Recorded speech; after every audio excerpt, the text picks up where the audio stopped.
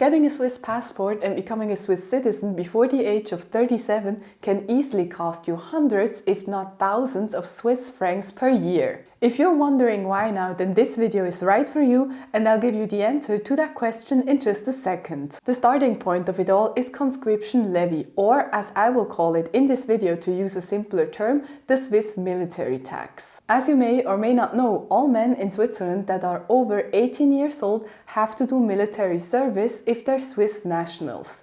In their first year, they have to do it for 18 weeks, and in the following years, they have to do repetition classes for 3 weeks a year for the next 6 to 7 years. There are two alternatives to doing military service. First, you can do community service, which means that you do some sort of other work for the community, such as, for instance, working in a hospital or as a caretaker in a retirement home with elder people. And the second option, if you don't want to do military service or community service, is that you pay a military tax instead, but this can be quite expensive. To be more precise, the military tax that is owed in Switzerland by men that didn't do military or community service is 3% of their yearly taxable income. In any case, it is a minimum of 400 Swiss francs per year. And this tax has to be paid until the age of 37 or for a minimum of at least 11 years. So if you start paying the tax when you're 19 years old, you will pay 3% of your yearly taxable income for 11 years, which means that you will be done at the age of 29. If, on the other hand, you start paying the tax when you're 25 years old, again, you will pay it for 11 years,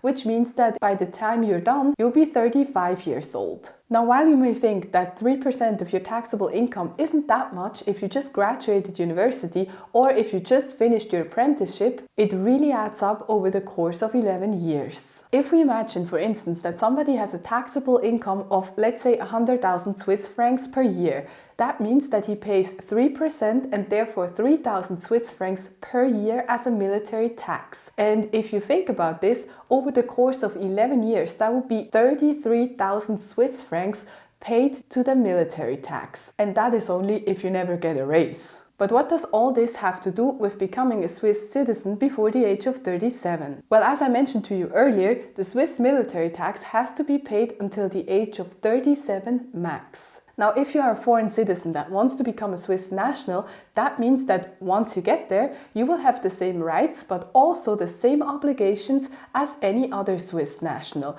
And that includes, for men, the duty to do military or community service. But now there's one additional problem, because if you are over 30 years old, once you become a Swiss national, you are considered too old to do military or community service. That means that without any other option or choice, you will have to pay the military tax of 3% of your yearly taxable income until you are 37 years old. And that is just in addition to the regular taxes that you would have to pay as well. So let's say you're 30 years old once you become a Swiss national. And again, let's assume that you have a taxable income of 100,000 Swiss francs per year. That means that you now have to pay 3,000 Swiss francs every year until you're turning 37 years old. To be honest, I was actually quite surprised when I first learned about this, because it was not at all common knowledge to me. Neither was it common knowledge to some of my friends whose husbands became Swiss citizens after the age of 30 but before the age of 37. So to sum this up for today, if you are a man living in Switzerland who does not yet have the Swiss nationality but who wishes to become a Swiss citizen in the future,